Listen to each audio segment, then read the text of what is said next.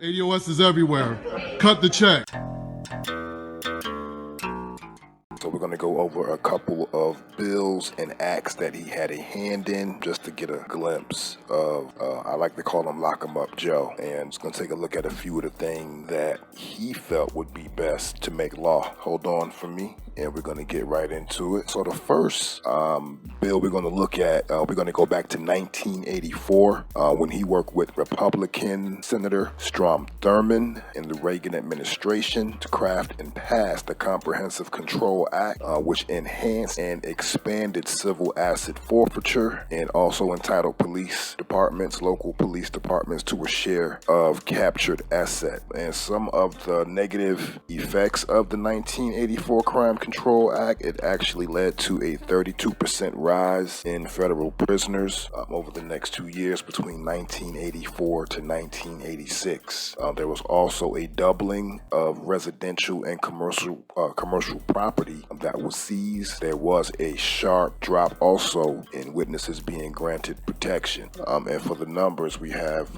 real property seizures from 1984 to 1985 doubled from 130 to 260. So it just created an incentive to lock more people up. It created incentives for property grabs when you've seen the rise of a lot of homes being put up for sale that were seized, that were owned by people that were involved in the drug business, cars, boats, all kinds of property. If you can remember back in the late 80s where you could actually buy some of these properties in auction. So there was a huge financial incentive to tie people into drug conspiracies and things of that nature. Again, so that was 1984 with the Comprehensive Crime Control Act. Moving on to 1986, Joe Biden co-sponsored the Anti-Drug Abuse Act, which created new mandatory minimum sentences for drugs, including the infamous crack versus cocaine sentencing disparity. And basically what that was about was,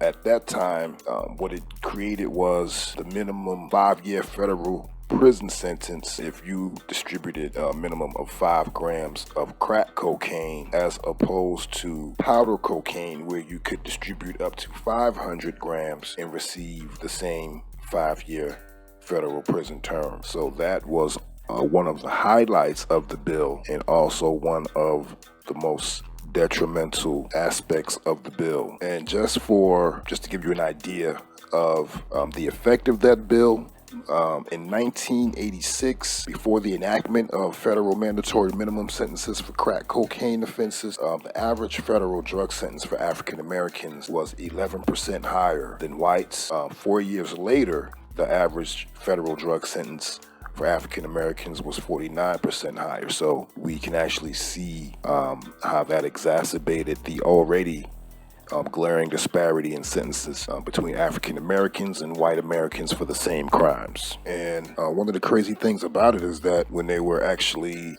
selling or, trying to win people over with these laws, they actually made a lot of promises to go after serious and major drug traffickers, but the exact opposite proved to be true. And to give that a little context, we can look at the stats which stated in 2003, whites constituted 7.8%, African Americans constituted more than 80% of the defendants sentenced under the harsh federal crack cocaine laws.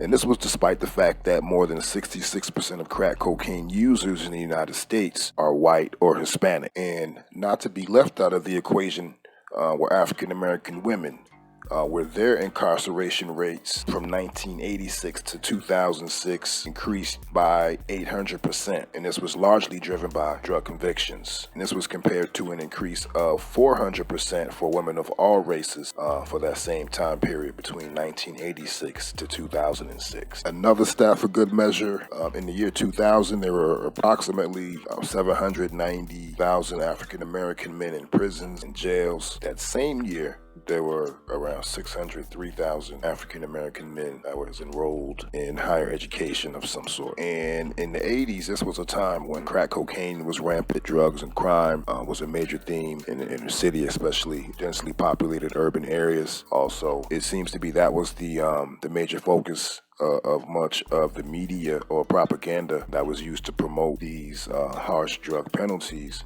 in bearing the numbers, knowing that whites and Hispanics use crack at a much higher rate. They were never painted as being drug demons or in need of being policed or saved from the scourge of crack in the 80s. A lot of it was just fear-based marketing, and it was targeted to the black community. And in the midst of all of this, we had a very vocal Joe Biden, and at that time the Democrats were definitely trying to move to the right of the Republicans so that they could be able to say that they were tough on crime, whereas before they had always been labeled soft on crime. And the name Michael Dukakis comes to mind, those who remember the Willie Horton tactics that were employed by the Reagan campaign. So here we had Joe Biden doing his best to be tougher than the Republicans on crime. And his rhetoric, oh my God, was very egregious. I'm going to actually play a little bit of his speech on the Senate floor, in which this was leading up to the 1994 crime bill, which we're going to discuss now. The 1994 crime bill that was eventually signed into law by President Bill Clinton. Madam President, we have predators on our streets that society has, in fact, in part because of its neglect, created. Again, it does not mean because we created them that we somehow forgive them or do not take them out of society to protect my family and yours from them. They are beyond the pale, many of those people. Beyond the pale. And it's a sad commentary on society. We have no choice but to take them out of society. And the truth is, we don't very well know how to rehabilitate them at that point. That's the sad truth. I'm the guy that said, rehabilitation, when it occurs, we don't understand it and notice it. And even when we notice it and we know it occurs, we don't know why. So you cannot make rehabilitation a condition for release. That's why in our system, there's the federal system, you serve 85% of your time.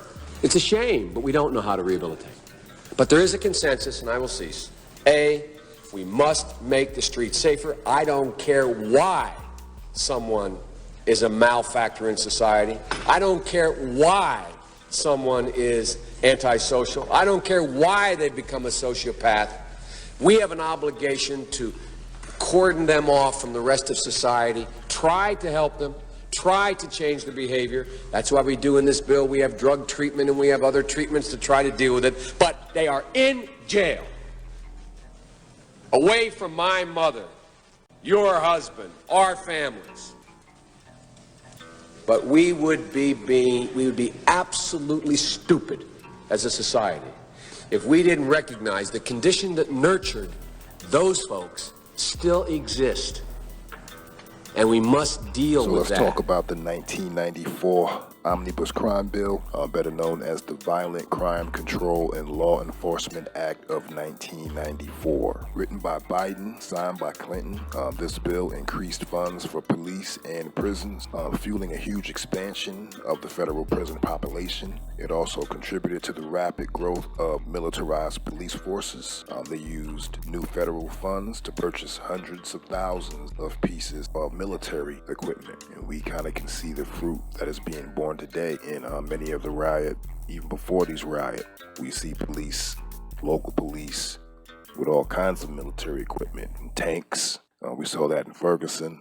They have grenade launchers, rocket launchers. They have everything that the military has. And again, that was as a result of the 1994 crime bill that Joe Biden always enthusiastically takes credit for. I don't know why, but he's very proud of having had a hand in passing that legislation. So again, the 1994 federal crime bill created tough new criminal sentences, and it incentivized states to build more prisons and to pass truth in sentencing laws. And this is something that Joe Biden usually tries to use to say that the 94 crime bill didn't increase federal prison population. What they did was they offered grants for new prisons to states who imposed truth in sentencing policy, in turn imposing mandatory minimums for time served. So basically, he wanted states to mirror the federal system, in which the federal system required you to do 85% of your time. So he said to the states, hey, if you make prisoners stay in prison longer, we'll give you more money for prisons. So again, in turn, the crime bill initially required states to pass laws mandating that violent offenders serve at least 85% of their sentences before the states could receive truth in sentencing grant funds. There was a study that found that 16 states at their time changed their truth in sentencing laws following the 94 crime bill, and that qualified them for federal funding. By 1994, all states had passed at least one mandatory minimum law, but the 1994 crime bill encouraged even more punitive laws and harsher practices on the ground, including by prosecutors and police to lock up more people and for longer periods of time. The 94 crime bill provided funding for 100,000 new police officers and $14 billion in grants for community-oriented policing. It also included a federal three-strike provision which mandated life in prison for certain felony convictions and expanded the death penalty to include 60 additional crimes. And I remember one guy, his third strike, I believe he got locked up for stealing a loaf of bread. You know, he'd been a petty criminal all his life, you know, burglary, stuff like that, shoplifting, and the guy ended up stealing a loaf of bread or something of that nature, and being that was his third strike, he got life in prison. Ridiculous. So yeah, and on a personal note, you know, 1992 was my first time voting. I voted for Bill Clinton enthusiastically, as was the tradition in my household growing up. We were Democrats, so of course I voted blue all the way down the ballot, and this was 92. Didn't realize that I would get caught up in the aftermath of the 1994 crime bill myself, and that might be something I get into a little bit later, but I have personal experience, again, being that at that time, 94, 95, the overall mood as far as criminal justice, there was no more rehabilitation. Many state prisons were changing their names from Department of Corrections to Department of Prisons, just to kind of give you that overall message that, look, you come in here to get locked up. It's not about rehabilitation, and you heard Joe Biden say as much. We're not worried about you getting better. We just worried about you serving this time.